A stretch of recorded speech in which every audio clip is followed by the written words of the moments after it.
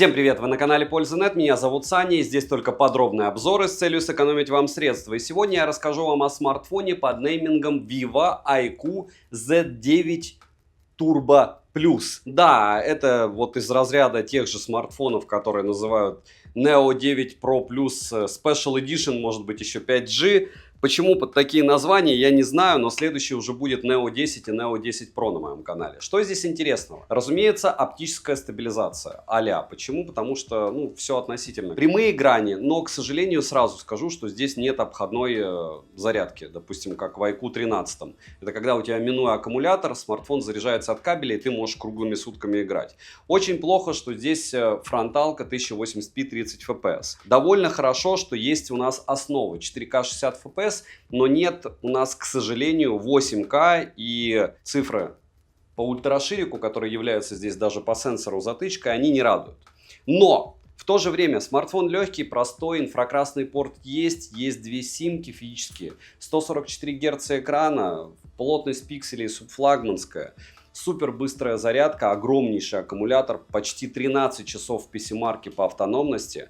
Помимо этого, по большому счету, абсолютно адекватная видеосъемка. Я специально его сравнил с Xiaomi 14T. В каком-то смысле это эталон для меня. Почему? Потому что он торговался, при старом курсе 33, сейчас торгуется 36 тысяч рублей. И Xiaomi отлично снимают. Это дело ближе к обычному использованию, играм, адекватному ценнику. Он безумно легкий, простой. Мне нравится их дизайн, хотя многим как раз не нравится. Если смотреть на то, как iQOO реализовывают свои смартфоны, если тебя волнует шим, тут здесь уже два способа, как его победить. Яркость. У них всегда суперская яркость. С другой стороны, здесь есть свои плюсы, разумеется, которые я вам перечисляю сейчас, чтобы вы этот ролик смотрели, и есть свои минусы. Исходники фотографий больше 300 в моей личной телеге уже. Смотрите, как мы его жарили на канале Польза стримы, посмотрите прожарку. Мы играли в играх, как он их переживал. Вибра мне здесь очень, кстати, нравится. Если говорить про еще какой-то контент на него, это будет обзор одним кадром. И дальше ждите Neo 10 и Neo 10 Pro. В конце расскажу вердикт. Смотрим.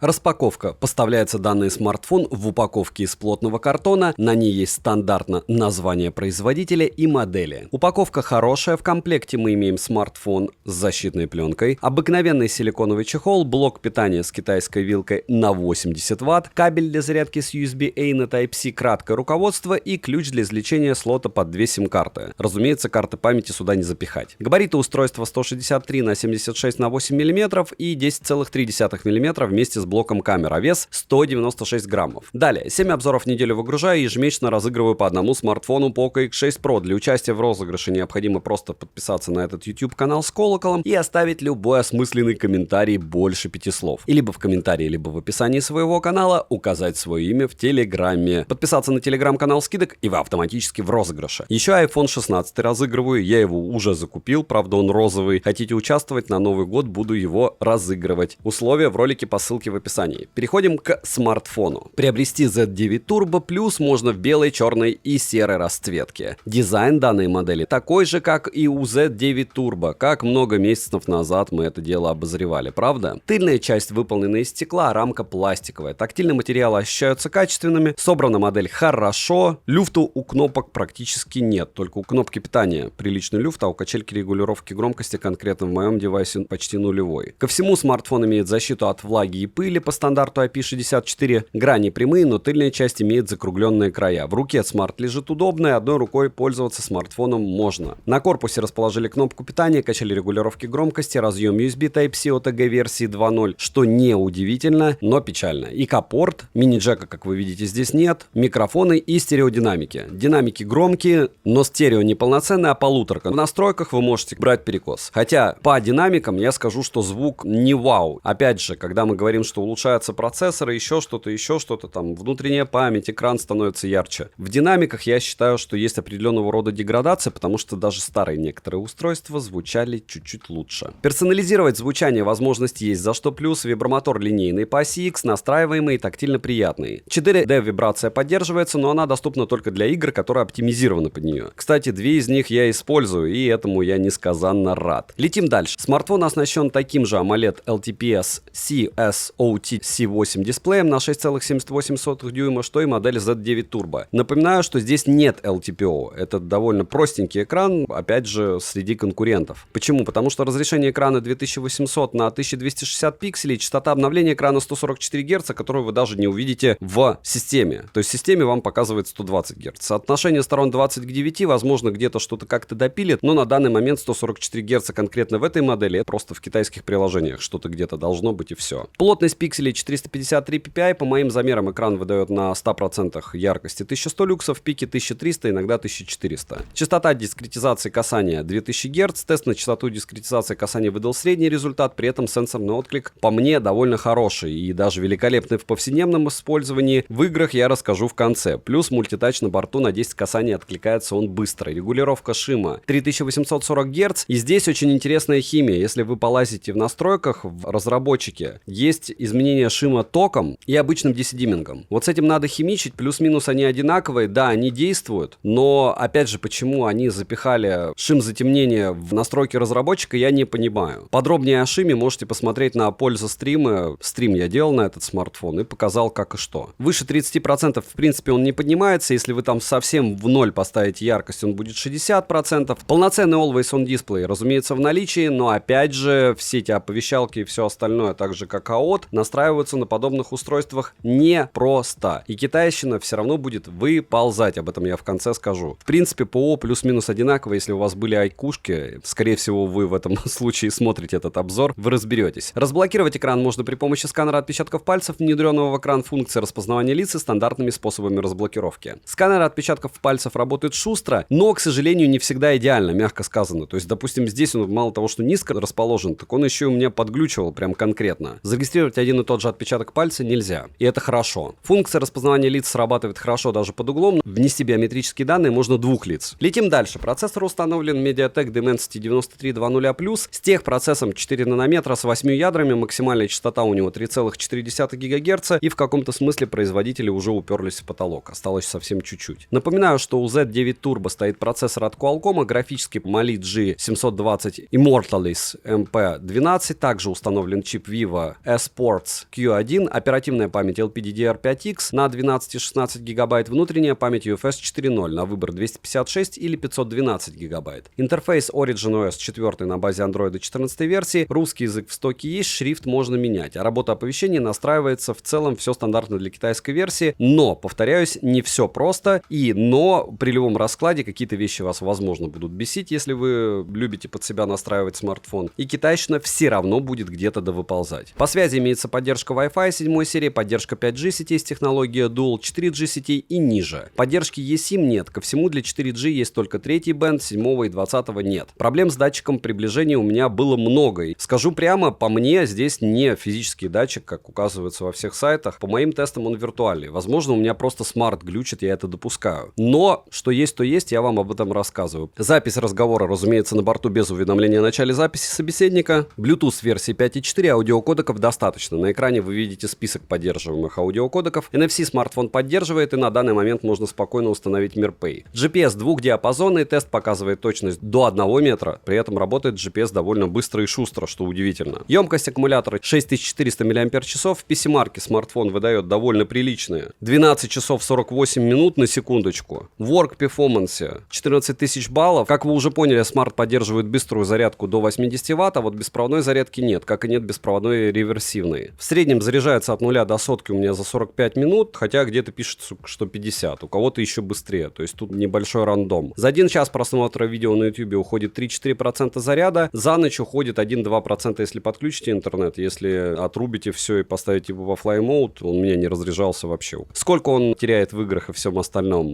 и результаты прожарочки вы узнаете в конце ролика, не будем мы сразу вам спойлерить. Перейдем к тестам. Как он проходит тротлинг теста вы видите на экране, и все довольно неплохо. По поводу storage теста и всего остального в Antutu хочу обратить внимание, что Antutu он проходит с почти 2 миллионами баллов, у меня 1 миллион 956 тысяч. Хотя все рандомно, может 1 миллион 600 показать, может с 1 700 показать, может третий прогон быть лучше, чем первый. Что он выбивает в 3D Mark вы видите, в Geekbench тоже, и чаще всего, к сожалению, МТКшек, вот как раз то, что вы видите в всяких стресс-тестах, оно не всегда отражает, как они ведут себя в играх, и это очень странно. Переходим к камерам. Основной сенсор Sony LIT 600 на 50 Мп мегапикселей с апертурой 1.8, оптостабом и максимальным разрешением для видеосъемки 4К 60 FPS. Простой сверхширик GC08A3 на 8 мегапикселей с апертурой 2.2 и цифровой стабилизацией, считайте как затычечка. Фронтальный сенсор Samsung S5K3 P9 на 16 мегапикселей с апертурой 2.2 и цифровой стабилизацией. Находится он по центру в верхней части экрана в небольшом вырезе. Максимальное разрешение для съемки видео у него на фронтальный сенсор 1080p 30 FPS. По сенсорам изменений нет, все то же самое, что и у Z9 Turbo. Короткий пример вы сейчас увидите.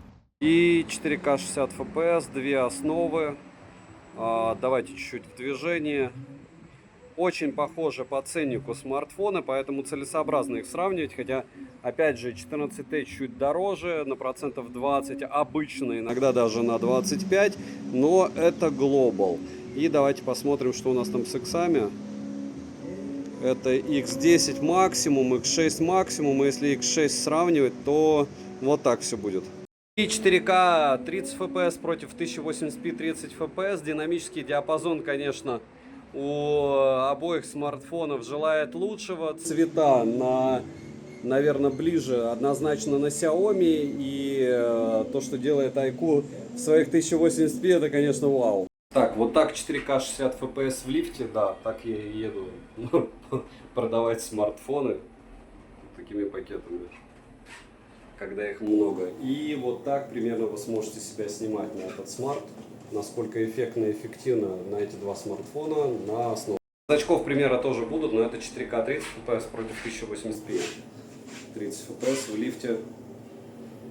60 FPS, перекресток и, разумеется, ультраширики не включить, но примерно вот так вы сможете снимать в режиме реального времени. В принципе, 15 секунд хватит, чтобы меня не сбили. Много ночной съемки на основу в 4К 60 FPS. Вот смотрим, как со светом все работают. Шумов, конечно, на iQOO больше. Как любят говорить блогеры, ну, я не дурак снимать сравнения, вы же не будете снимать. Я шучу. Я сравнения снимать люблю. Почему? Потому что на них все всегда сразу видно. Кто есть кто, у кого лучше работа со цветом. Плюс, чем больше объема информации, тем проще делать выводы. Ну и, разумеется, тем больше косяков, тем выше вероятность того, что вы вообще ничего не выберете. А это и есть база канала. Экономия должна быть экономна. Максимально сэкономите вы только если ничего не купите, правильно? А во всех остальных случаях вы все равно потратите. Я шучу, хотя, опять же, в каждой шутке есть доля шутки. Вот так работают основные два модуля. Кого больше колбасит при движении, решать вам. Я стараюсь нести смарт ровно. Знаете, как эти блюдечки, когда ты тренируешься на каких-нибудь единоборствах из разряда айкидо, карате, вот ты с блюдцами бегаешь. Вот я примерно так же сейчас бегу со смартфонами. Точнее, не бегу, а иду. Вы примерно понимаете, что шаг довольно плавный. И вот так, я думаю, что ультимативно довольно будет у вас возможность снимать на эти два смартфона в тех же условиях, которые я уже десятки, если не сотни раз тестировал в вечернее и ночное время с другими смартами. Но единственное, в 4К 30 FPS сейчас мы посмотрим. И еще под ультраширик, разумеется, попробуем что-нибудь. Так, ну смотрите, здесь ультраширик у Xiaomi 4К 30 FPS, у iQOO 1080p 30 FPS. И он, конечно, такой, что снимать не хочется на него. На Xiaomi-то не особо хочется, а на iQOO подавно не хочется, но надо, как говорится. О, круто. Круто. Очень круто. Народ приходит фотографироваться. Так, ну и фронталочка. 4К 30 FPS против 1080p 60 FPS ночь. Особо тоже ее мучить долго смысла не вижу никакого. Сказать, что все плохо. Да нет. Вот опять же мне правильно пишут, смотрю с Redmi 9S и оба смартфона, допустим, отлично снимают. Или вообще смарт отлично снимают. Это такой... Ну да, все же зависит от того, какой контент вы потребляете и с чего. То есть, если у вас со смартфона, то чаще всего проще. Если с телевизора, другая история. Если вы вообще искушенный зритель, это одна история. Если вам важна динамическая картинка, другая. По 3 секунды крополь, третья. Звук все равно самое главное, во всяком случае, на YouTube. Вот. Так, здесь смотрите, 4К 60 FPS, максимально я плавно буду вести, даже пока без движения. Увидите, как снимает этот смартфон, как мне говорят, по 1 градусу в секунду. Но это надо прям либо полиметаллические нервы иметь, либо, я не знаю что, чтобы по 1 градусу в секунду. И то вот так, если ты будешь снимать, это уже будет как будто ты чем-то под чем-то успокоительным. Но вот в течение минуты, если снимать 4К 60 FPS на эти 2 смарта. Кстати, по цветам ближе сейчас Xiaomi, к сожалению. Но во всяком случае это я вижу, а вы можете видеть другое что-то. Вот. Так, ну и ультраширик. Вот так все это будет выглядеть на ультраширик. Не критично, но посмотрите, насколько много вытягивает из теней Xiaomi. Что неудивительно.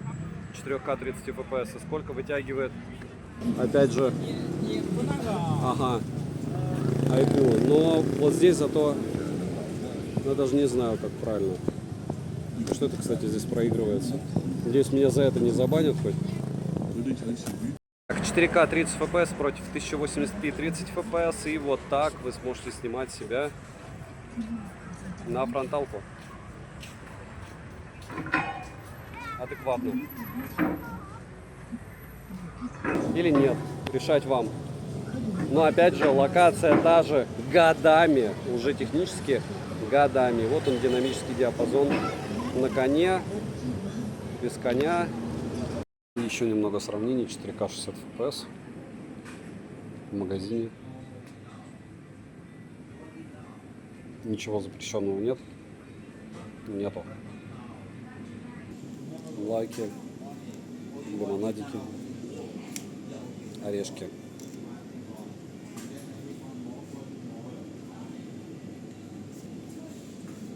Фронталка при хорошем освещении. 1080p 4К. Что вам больше нравится?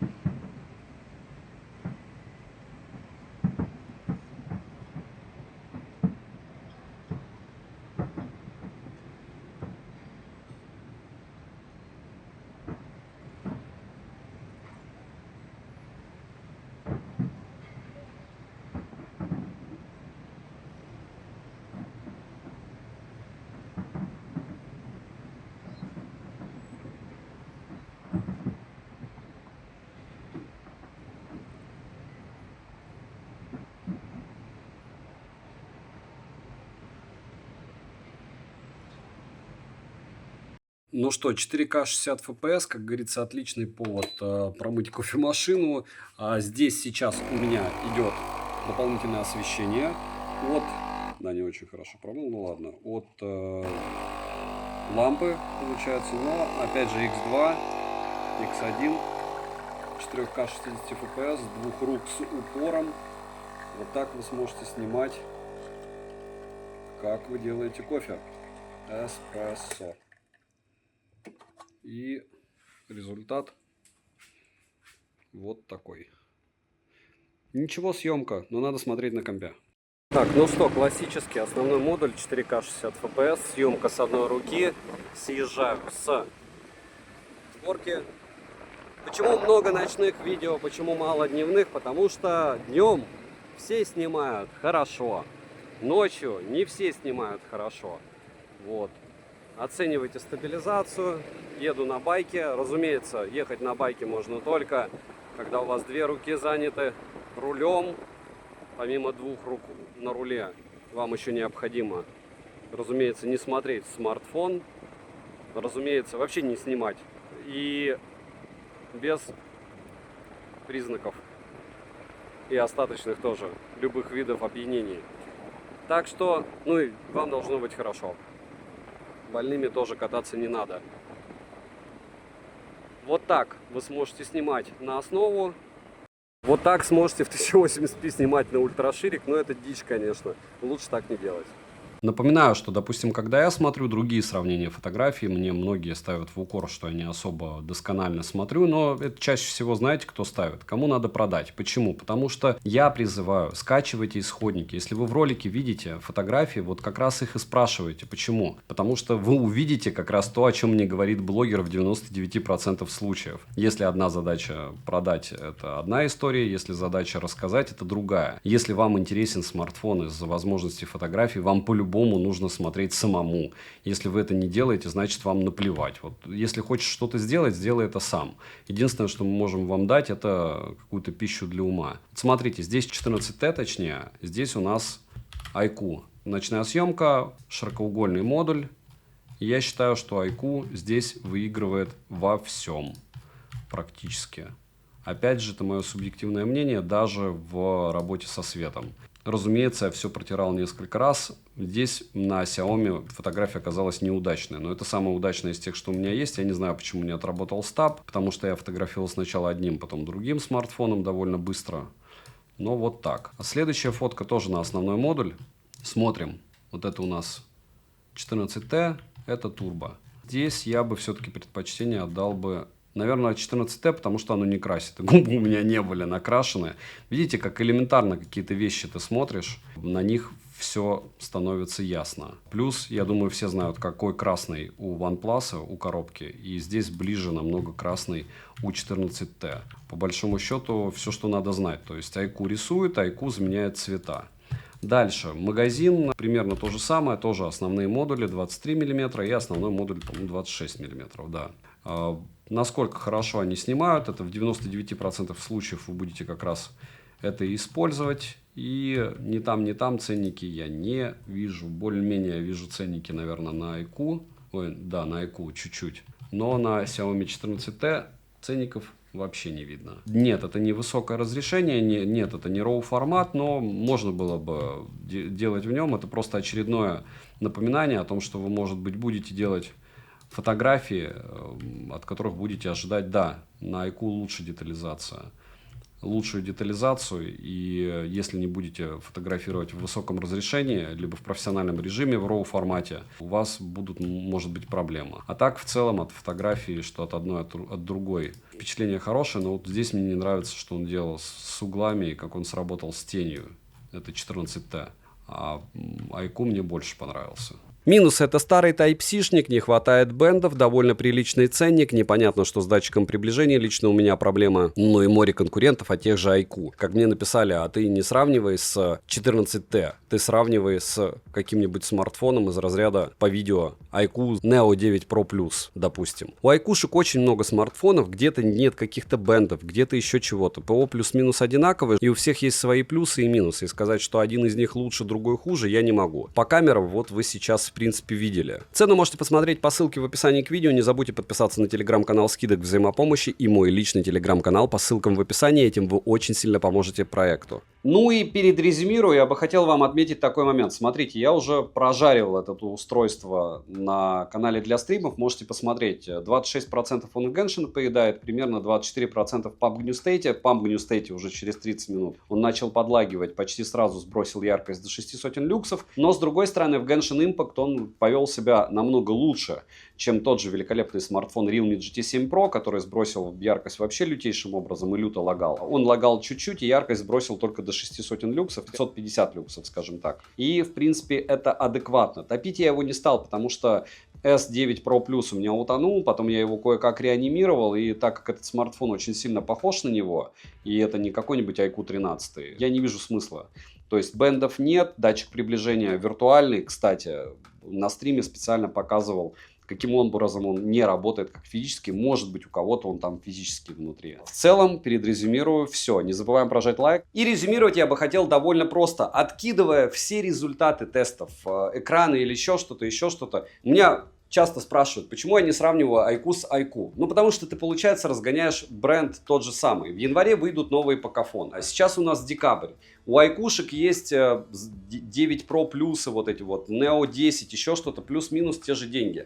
Да, этот смартфон иногда стоит дешево. Да, его более разумно покупать, чем Neo 9, потому что он на год моложе. И у тебя, соответственно, будет дольше поддержка. Да, у него свои плюсы, их довольно много. И автономность космос. Но отсутствие 7 и 20 бенда, вот в описании у меня будут ссылочки на сайты, которые нужно посетить. Для того, у каких операторов какое покрытие, чтобы вы прикидывали, куда вы едете и нужны ли вам эти бенды. И да, я обожаю ЭКО, они супер классные, но они сейчас зашли на российский рынок, и вполне возможно, вот у меня iQOO 13 почему-то продавец писал, что разблокируют. Так как это один концерн с Vivo, а это бывшие побратимы в BBK с OnePlus, Realme и Oppo, которые блокируют китайские версии, все равно какая-то опасность есть, что его блокнут. То есть датчик приближения блокнут, отсутствие 7-20 бенда, соответственно, по мне нужно смотреть на конкурентов. Опять же, даже без танцев от цены. Поэтому из себя я пытаюсь выжить, наверное, почему бы я его взял. Он красивый, он классный, мне нравится его железо, мне нравится его ПО. Смотрим везде, потому что в этой ценовой категории и Redmi тоже будут глобальные, 14, 14 Pro, 14 Pro Plus.